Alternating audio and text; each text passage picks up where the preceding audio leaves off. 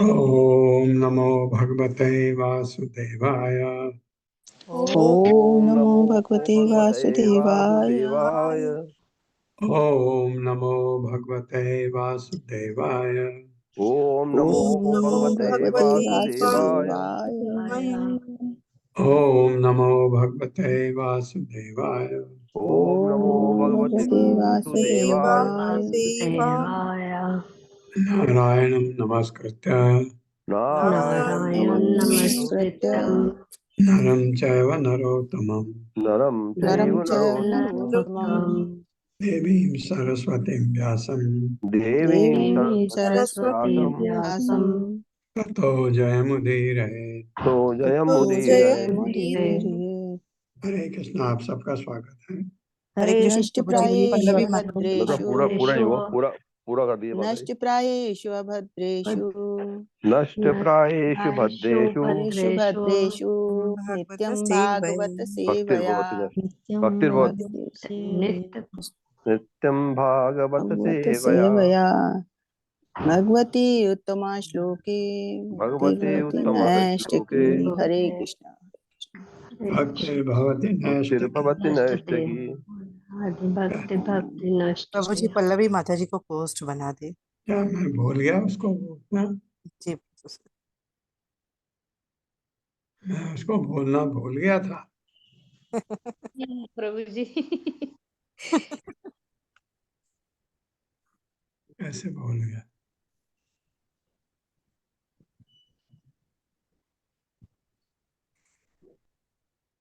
कौन से 11वें श्लोक से बताया ना आपने? जी प्रभु जी। यही है ना, मंदरो मेरु मंदरा। जी तो ये वर्णन चल रहा है।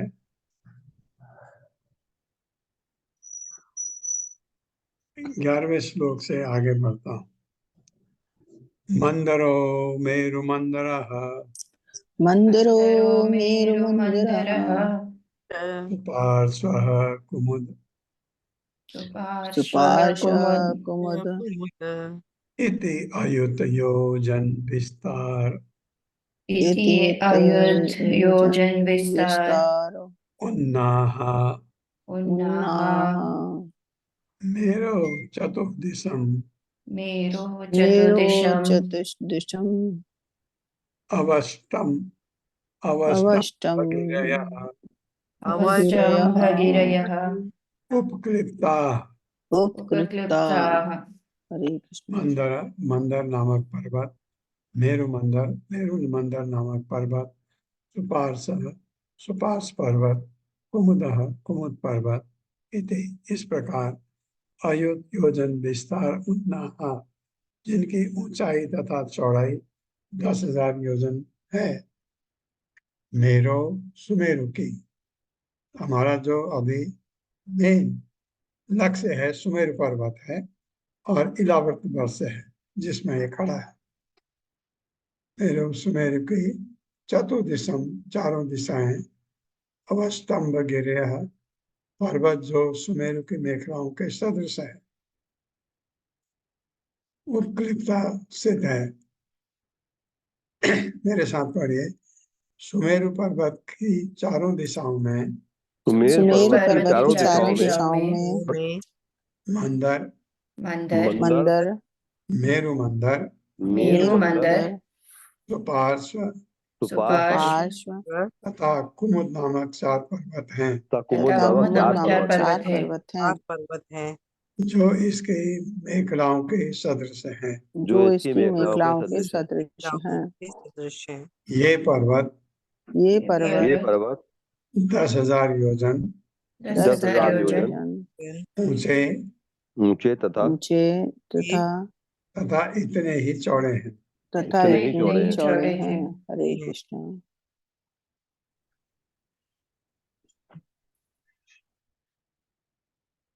12वां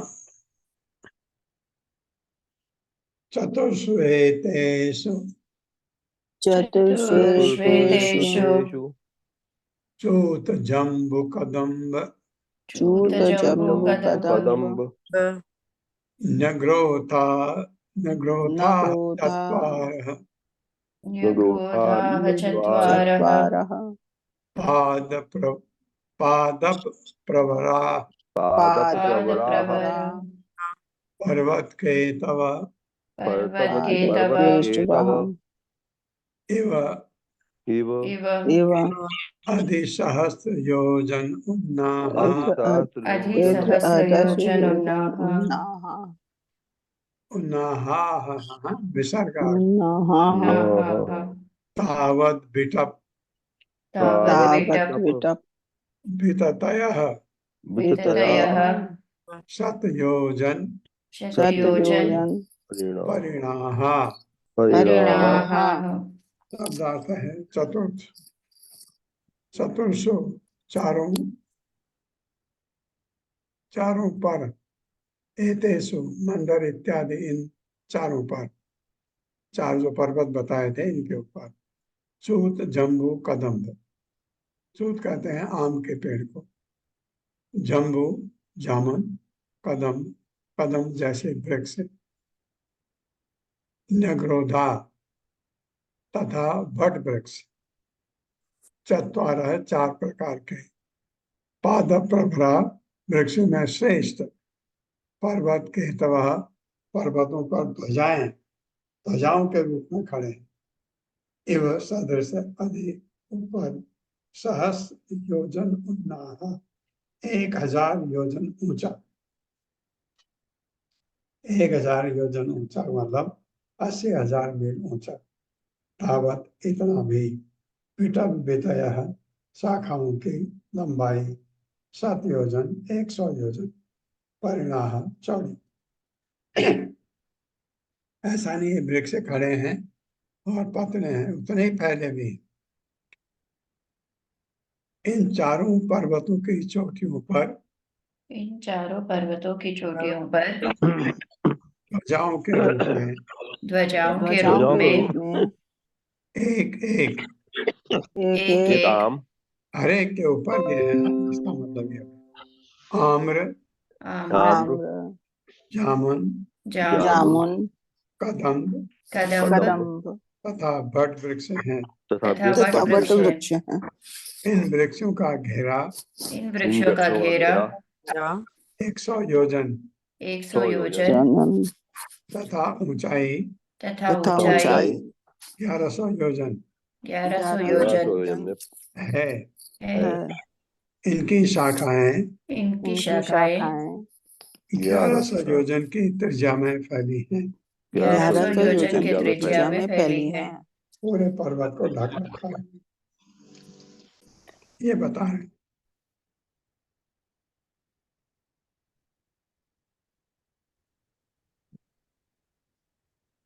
हृदा चत्वारः हृदा यदा चत्वारः चत्वारः यहाँ पयो पयो पयो यो मधु मधु मधु इक्षुरस इक्षुरस इक्षुरस मृष्ट जला। मिश्र मृष्ट जला। जलाः। ये कल हमने पढ़ा था, पता नहीं पीछे क्यों जा रहे हैं। कल पढ़ा था ये- प्रभु जी, हैं? कल पढ़ा था प्रभु, कल पढ़ा था हाँ प्रभु जी। वही मैं कहा था आप, हाँ बिल्कुल पढ़ा था, हाँ, ये मुझे पूरा पढ़ा था। पढ़ा पता था। नहीं यही श्लोक पहले आया था या दोबारा आया। नहीं नहीं, यही पढ़ा था, यही पढ़ा था। हाँ, यही सीन पढ़ा था। यही पढ़ा था। क्योंकि मैंने इसलिए नोट किया था, 15वां था बस। यद उपर्सिन यत् उपपर्सिना यह तो यत् उपर्शिना उपस्पर्शिना उपदेव गणा उपदेव उपदेव गणा उपदेव गणा गणा योग ऐश्वर्याणि योग ऐश्वर्याणि ऐश्वर्याणि स्वाभाविकानि स्वाभाविकानि भाविकानि भरत ऋषभ भरत भरत ऋषभ ऋषभा धारयन्ति धारयन्ति धारयन्ति देव उद्यानानि देवोद्यानानि देवोद्यायानि च भवन्ति च च भवन्ति भवन्ति चत्वारि चत्वारि चत्वारि नन्दनं नन्दनं नन्दनं चैत्ररथं चैत्ररथं चैतोतरं वैभ्राजकं वैभ्राजकं वार्जुकं सर्वतो सर्वतो सर्वतो भद्रम इति। भद्रम् इति। भद्रोमति। मैंने इसको हरे अभद्रम कृष्ण। पढ़ा था, फिर करेक्ट किया था, मुझे ये भी याद है। बिल्कुल पढ़ा था अभी प्रभु जी। अभी मेरे में याददाश्त बची। शब्दार्थ है हृदा सरोवर, चत्वार चार, परिदुग्ध मधु शहद, इक्षुरस गन्ने का रस, मिश्र जला विशुद्ध जल से पूरित, यह जिसका उपस्पर्शिनः तरल पदार्थों का प्रयोग करने वाला, उपदेव गणा देवता गण, योग ऐश्वर्यान योग की समस्त सिद्धियां, स्वाभाविकान सरलता से, भरत ऋषभ हे भरत वंश में श्रेष्ठ, ये कहा गया है। किसके लिए? चित को महाराज परीक्षित के लिए। हाँ, उसको कह रहे हैं महाराज परीक्षित के लिए। परीक्षित के लिए कहा गया। धारण करता है। देव उद्यानान स्वर्गिक उद्यान च भी भवंती है। चत्वारि चार नंदनम नंदन वन चैत्र रथ उद्यान वैभाजक उद्यान सर्वतः भद्रम सर्वतो भद्र उद्यान इति इस प्रकार। और भाई ये तो प्रभु हरे कृष्ण। भावार्थ हरे कृष्णा। श्रील प्रभुपाद की जय। श्रील प्रभुपाद का तात्पर्य। भरतवंश में श्रेष्ठ हे महाराज परीक्षित, इन चारों पर्वतों के मध्य में सबके साथ भारतवर्ष में श्रेष्ठ है महाराज परीक्षित। भरतवर्ष में श्रेष्ठ भारतवर्ष में श्रेष्ठ हे महाराज परीक्षित, हे महाराज परीक्षित, इन चारों पर्वतों के मध्य में इन चारों चारों पर्वतों पर्वतों के के मध्य में चार विशाल सरोवर हैं। चार चार विशाल विशाल सरोवर सरोवर हैं। इनमें से पहले का जल इनमें से पहले का जल दुग्ध की तरह दूध की तरह, दूसरे का मधु के सदृश मधु के सदृश और तीसरे और तीसरे का शिशु रस की भांति स्वादिष्ट है। रस की भांति स्वादिष्ट है। चौथा सरोवर विशाल जल से चौथा सरोवर विशुद्ध जल से परिपूर्ण है। परिपूर्ण है। इन चारों सरोवरों की सुविधा का इन चारों सरोवरों की सुविधा का उपभोग सिद्ध चारण तथा गंधर्व जैसे अपार्थिव प्राणी जिन्हें देवता भी कहा जाता है करते हैं। फलस्वरूप इन्हें योग के सहज सिद्धियां यथा सूक्ष्मतम से सूक्ष्मतर और से पूर्ण धारण करने की शक्तियां प्राप्त हैं। इसके अतिरिक्त चार देव उद्यान भी हैं। जिनके नाम है नंदन चैतरथ और वैभाजक तथा सर्वतोभद्र धीरधत्र ये है।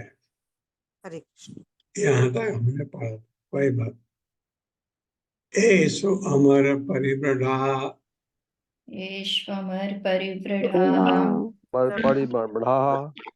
सहसुर दलना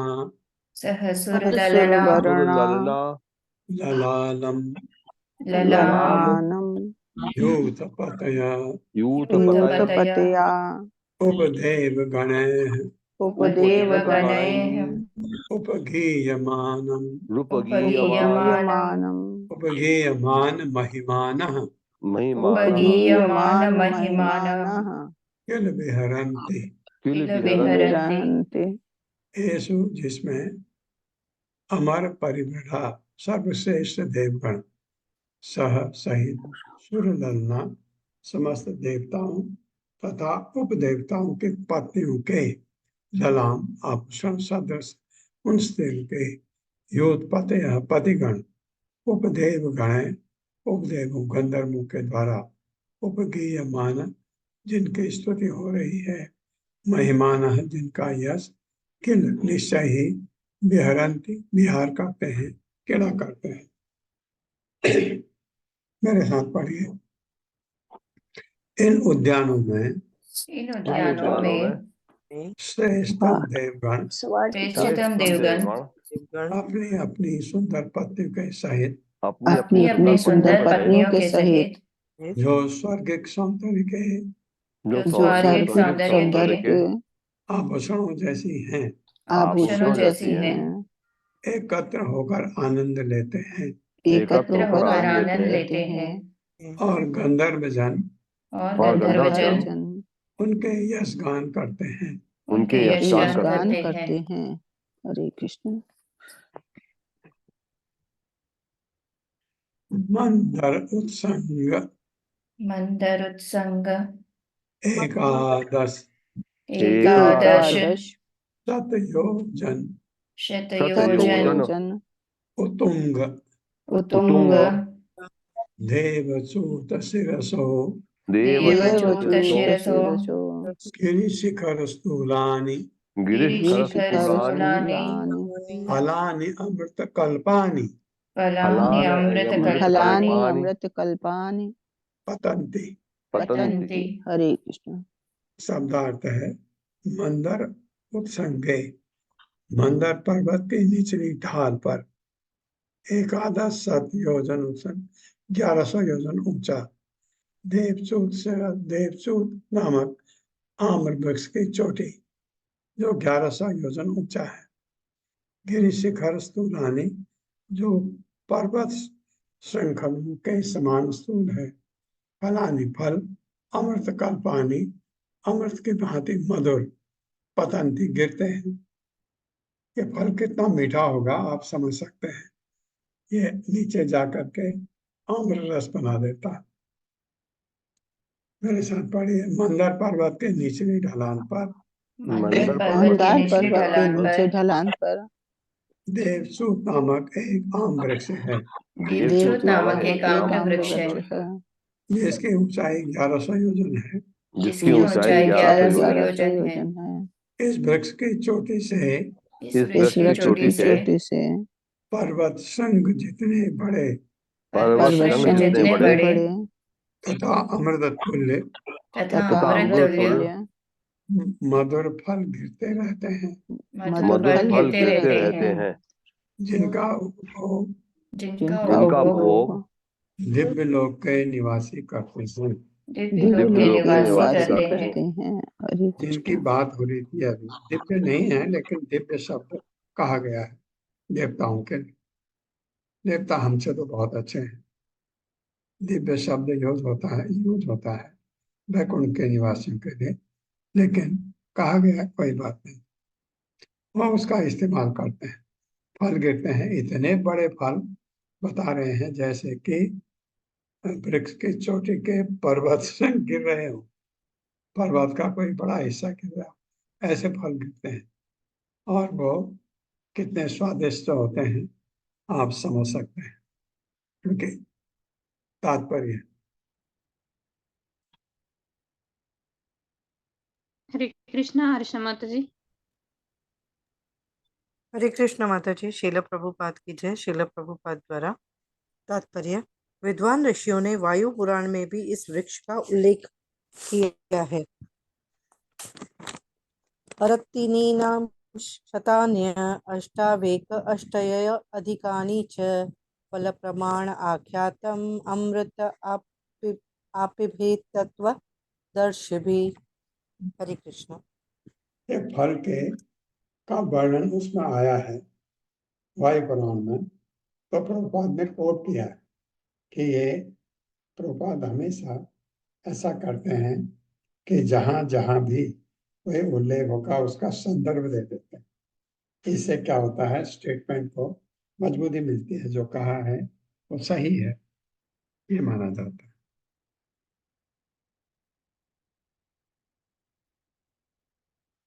तेषां विशीर्यमाणानां येषां विशीर्यमाणानाम् अति मधुर अति मधुर सुरभिः सुरभि सुगंधि सुगंधिम बहुल अरुण बहुल अरुण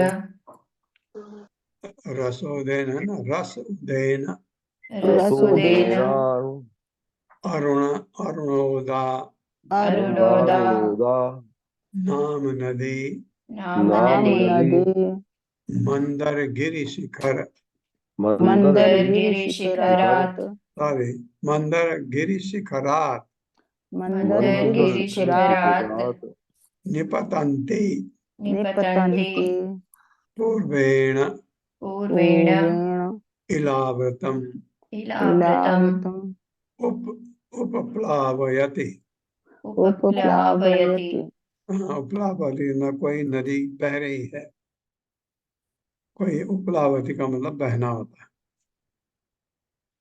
शब्दार्थ है तेसाम सभी आम्र फलों के विषयमाणा नाम चोटी से गिरकर फट जाने के कारण अति मधुर अत्यंत मीठी सुरभि महकने वाली सुगंधी सुगंध युक्त बहुल प्रभूत मात्रा अरुण रस उदयन लाल लाल रस के द्वारा अरुणोदा अरुणोदा नामक नदी, नदी का नाम अरुणोदा सरिता मंदर गिरी शिखरात मंदर पर्वत के शिखर से क्या ले जाते हैं आम के रस को निपतंती गिरती हुई पूर्वेण पूर्व दिशा में इलावृतम इलावृत वर्ष से होकर उपलावती बहती है।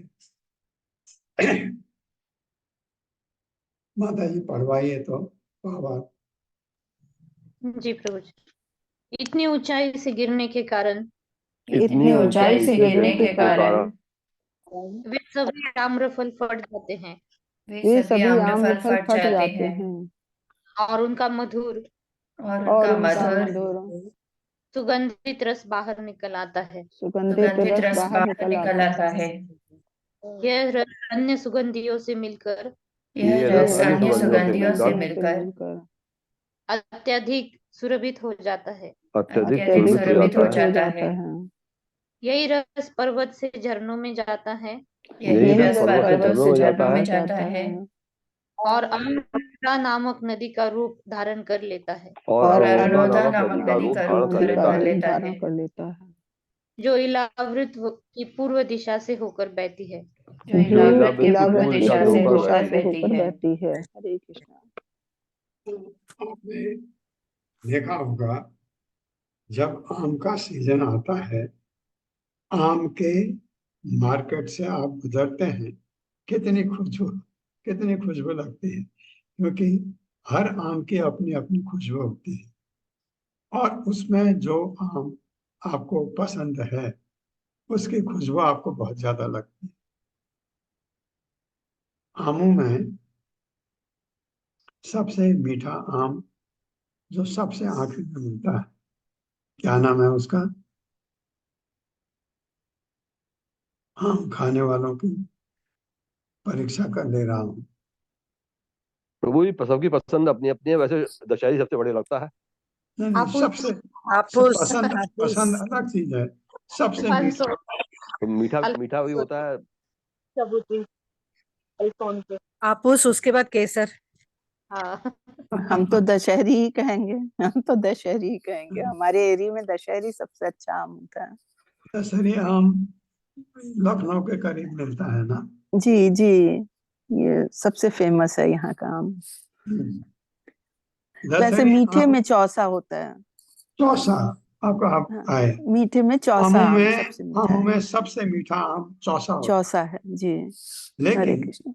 लेकिन आपकी बात सही है, चौसा बहुत सारे लोग पसंद नहीं करते क्योंकि वो बहुत ज्यादा मीठा होता है। चौसा आम इंडिया से पाकिस्तान का ज्यादा अच्छा। प्रभु जी वो इतना मीठा होता है कि उसमें बहुत जल्दी कीड़ा लग जाता है। तो बहुत बहुत ज्यादा मीठा होता है। हाँ, तो मैंने जब मैं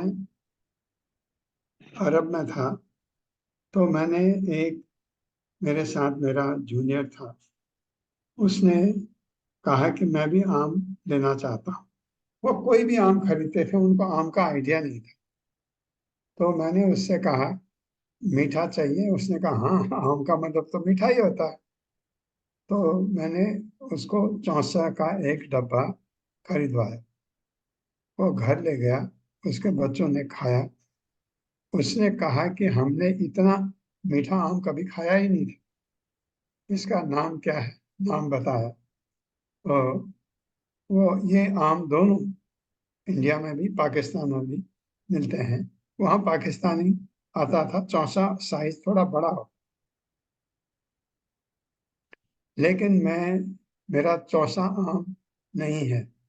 आप कुछ बोल रहे हैं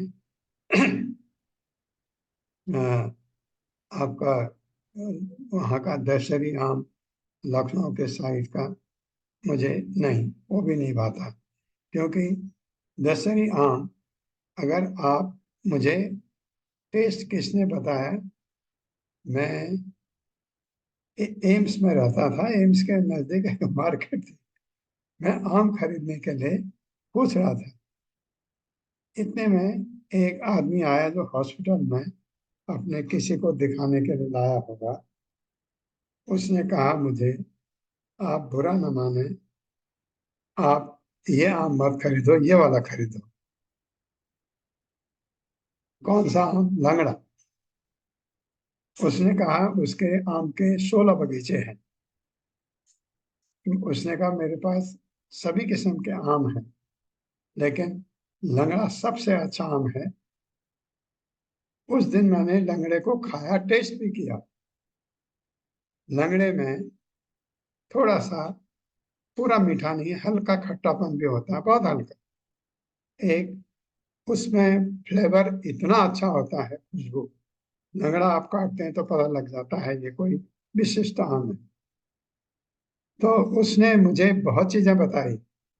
उसने बताया कि लंगड़ा चोट सहन नहीं कर पाता।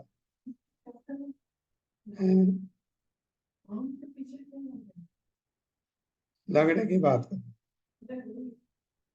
तो उसने कहा कि लंगड़ा चोट सहन नहीं कर पाता, इसलिए जब आप लंगड़ा खरीदेंगे तो देख लीजिए उसमें चोट न लगी हो।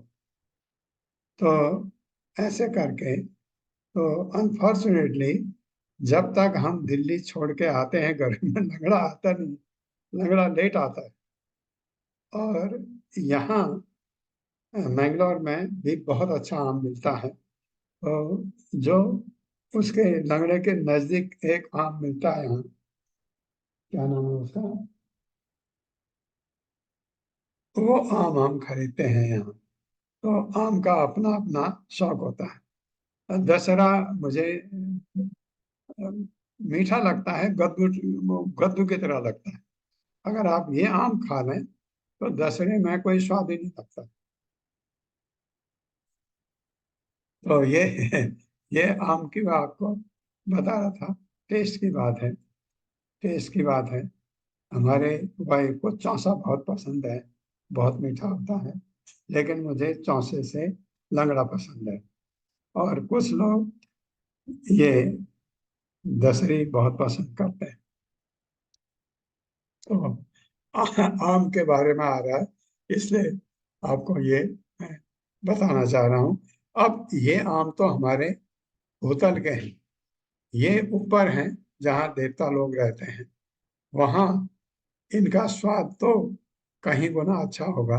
आप खाली कल्पना करिए और स्वाद लीजिए, यह आम आपको नहीं मिलेगा।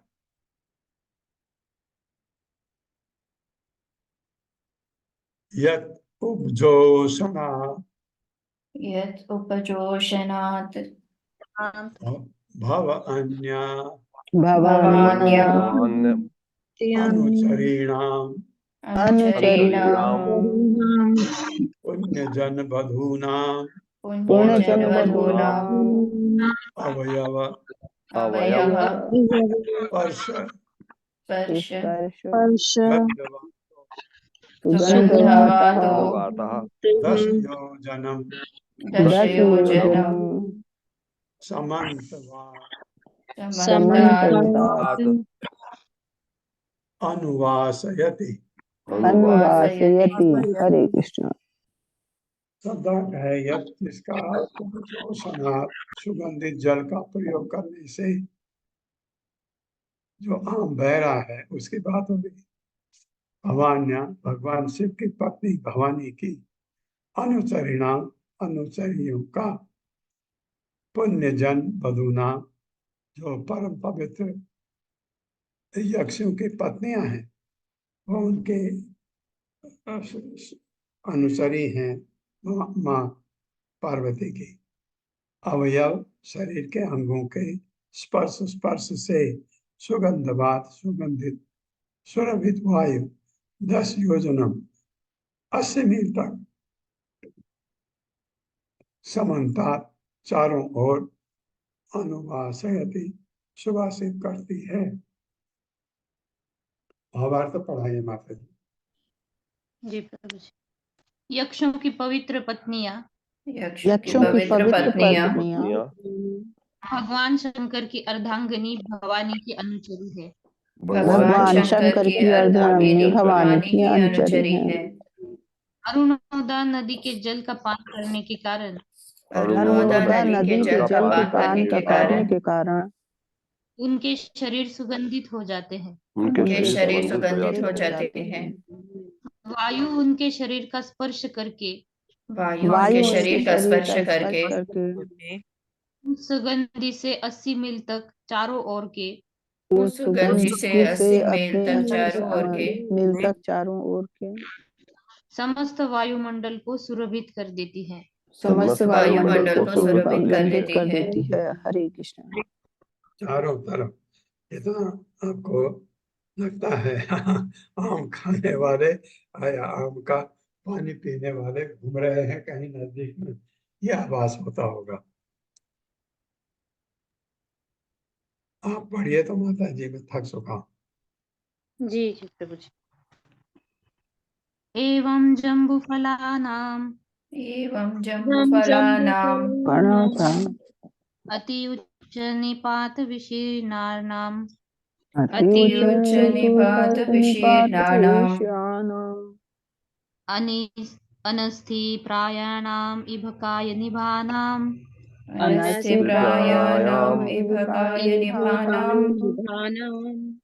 न जम्बू नाम नदी मेरु मंदर शिखरात अयुत योजनात् अवनितले निपतन्ति दक्षिणेन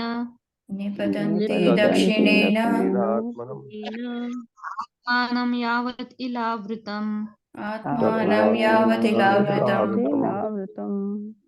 उपस्यन्दयति। शब्दार्थ भी पढ़ने हैं प्रभु जी। जी थोड़ा ऊपर चला गया प्रभु जी शब्दार्थ,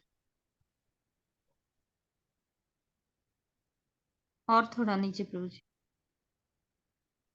जी जी ठीक है प्रभु जी।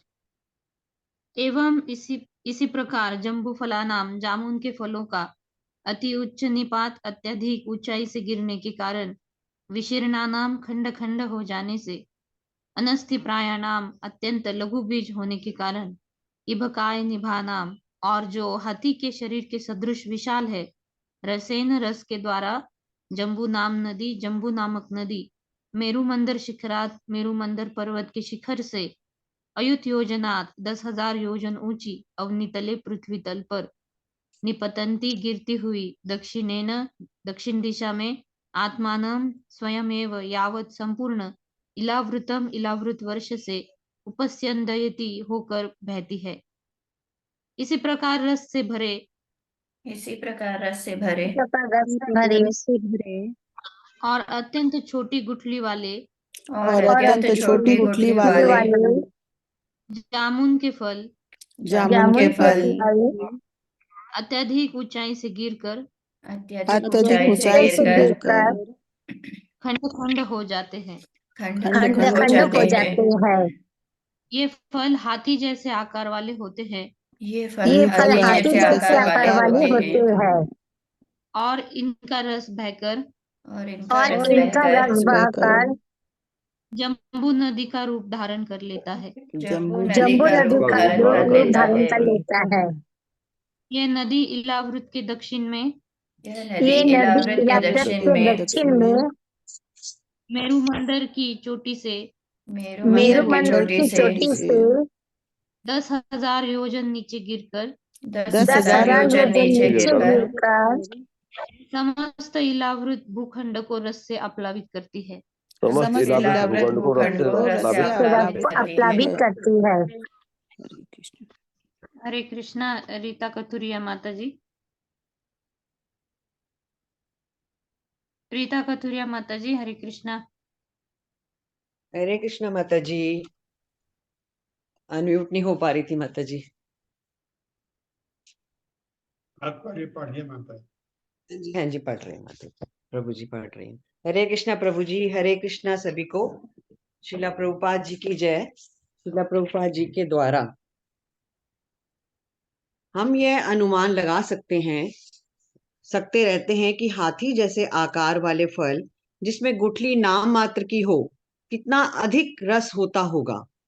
अतः स्वाभाविक है कि जामुन के फलों के फटने से रस पहले झरनों के रूप में बहता है और फिर इलावरत के पूरे प्रदेश को आप्लावित कर देता है। इस रस से प्रभुत मात्रा में स्वर्ण उत्पन्न होता है, जैसा कि अगले श्लोकों में कहा गया है। हरे कृष्णा प्रभु जी। धन्यवाद माता जी। ये आजब की बात है कि इस रस से प्रभुत मात्रा में स्वर्ण उत्पन्न होता है। अभी आएगा जो वहाँ के लोग यूज करते हैं। पढ़िए माता जी, पढ़ाइए। जी प्रभु जी। तावद उभयोरपि तावदुभयोरपि रोदसौर्या मृत्तिका रोदसूर्या मृत्तिका मृत्तिका तत्रसेन अनुविद्यमाना तत्रसेन तद्रसीनयनुविद्यमाना वायु अर्क संयोग विपाकेन वायुवर्ग संयोग विपाकेन विपाकेन सदा मरलोकाभरणं सदा मरलोकभरणम् आभरणम् जाम्बूनदं नाम सुवर्णं जाम्बुनदं नाम जाम्बुनदं सुवर्णम् सुवर्णम् भवति भवति भवति यत् उह वाव विबुध आदयः यदुवावविबुधादयः सह युवतिभिः मुकुटकटक सह युवतिभिः मुकुटकटक कटिसूत्र आदि आभरण कटिसूत्र आदि आभरण रूपेण खलु धारयन्ति रूपेण खलु धारयन्ति। तावत सर्वथा उभयोः अपि दोनों का रोधसो तटों का या जो मृत्तिका कीचड़ तत्रसेन नदी में बहने वाले जम्बू फलों के रस से अनुविद्यमाना संपृक्त होकर वायु अर्क संयोग विपाकेन वायु तथा धूप की रासायनिक क्रिया के फलस्वरूप सदा सदैव अमर लोक आभरणम जो स्वर्ग लोक में निवास करने वाले देवताओं के आभूषणों के लिए प्रयुक्त होता है। जाम्बूनद नामक सुवर्णम स्वर्ण भवति बन जाता है। यत जो उहवाव निस्संदेह विबुध आदयः देवता आदि सहसात युवती भी अपनी युवा पत्नियों के मुकुट कटक चूड़ियां कटिसूत्र करधनी आदि इत्यादि आभरण सभी प्रकार के आभूषणों के रूपेण रूप में खलु निश्चय ही धारण करती है। जम्बू नदी के दोनों तटों का कीचड़ तटों का कीचड़ जामुन फल के बहते हुए रस से जामुन फल के बहते हुए रस से सिक्त सिक्त होकर और फिर वायु तथा वायु तथा सूर्य प्रकाश के कारण वायु तथा सूर्य प्रकाश के कारण सूखकर जाम्बूनद नामक स्वर्ण की प्रचुर मात्रा उत्पन्न करता है। जाम्बुनद नामक स्वर्ण की प्रचुर मात्रा उत्पन्न करता है। स्वर्ग के निवासी इस स्वर्ण का उपयोग विविध आभूषणों के लिए करते हैं। फलतः स्वर्ग लोक के सभी निवासी एवं उनकी तरुण पत्नियां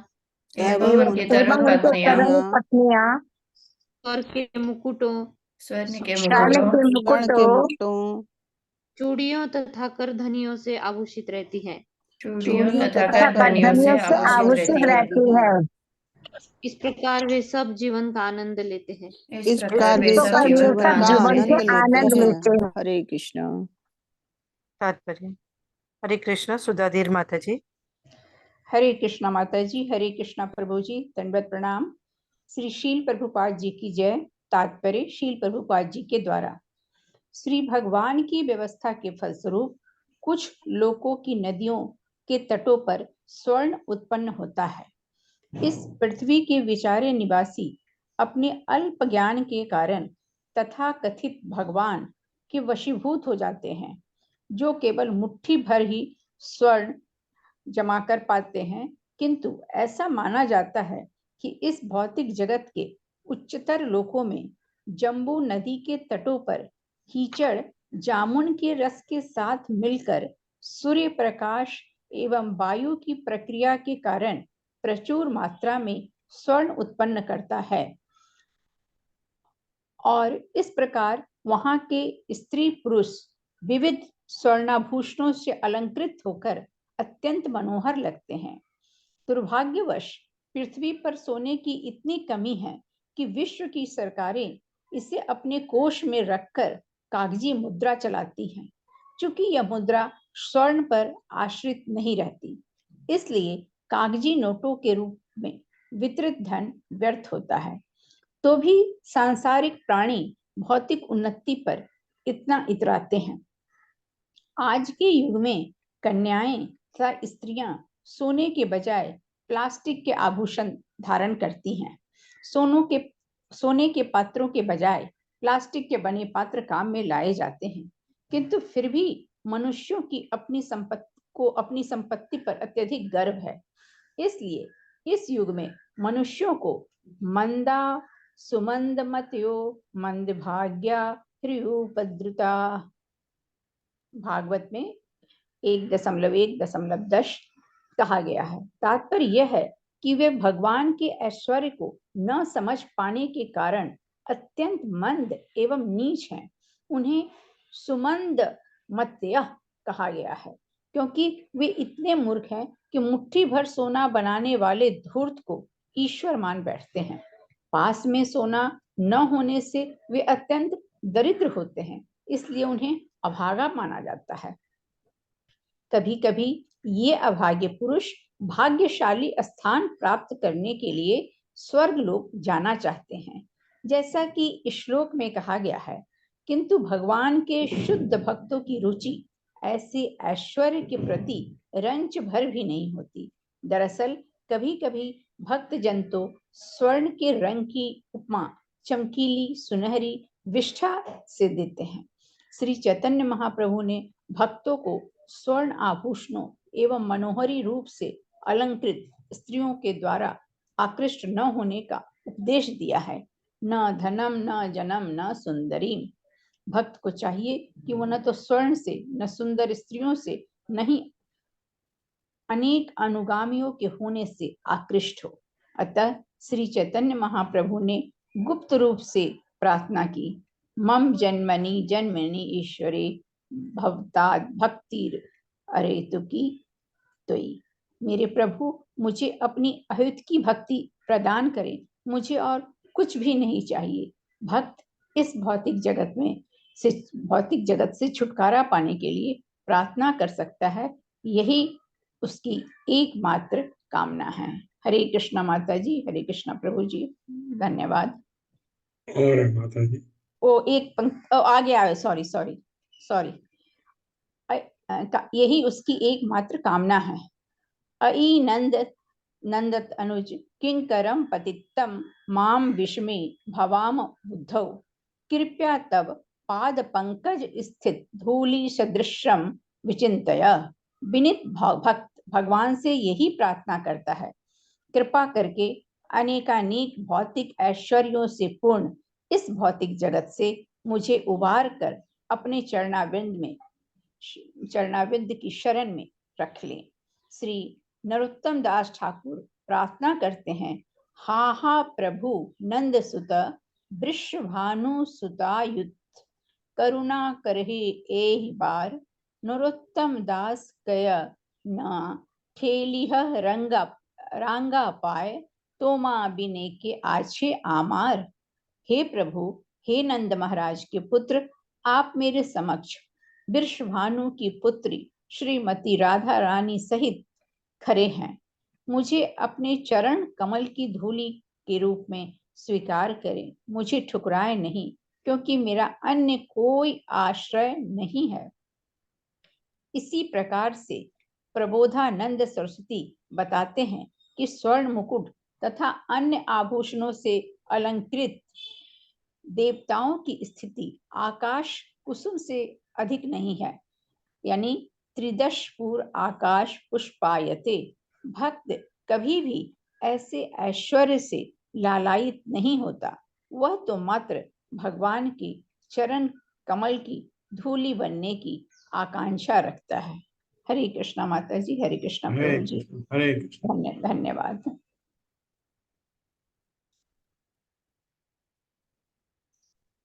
अभी है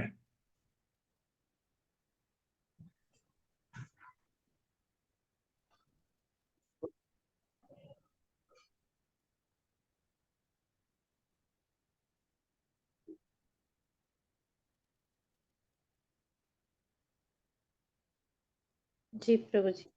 ओम ये अज्ञानतिमिरान्धस्य ज्ञानाञ्जनशलाकः चक्षुरुन्मिलितं तस्मै श्रीगुरवे नमः। विष्णुपादाय कृष्णपृष्ठाय श्रीमते भक्तिवेदांत स्वामिनिति नामिने नमस्ते सारस्वती देवे गौरवाणी प्रचारिणे निर्विशेष शून्यवादी पाश्चात्य जय श्री कृष्ण चैतन्य प्रभु नित्यानंद श्री अद्वैत गदाधर शिवासादि गौर। हरे कृष्णा कृष्ण कृष्णा हरे हरे, हरे राम राम राम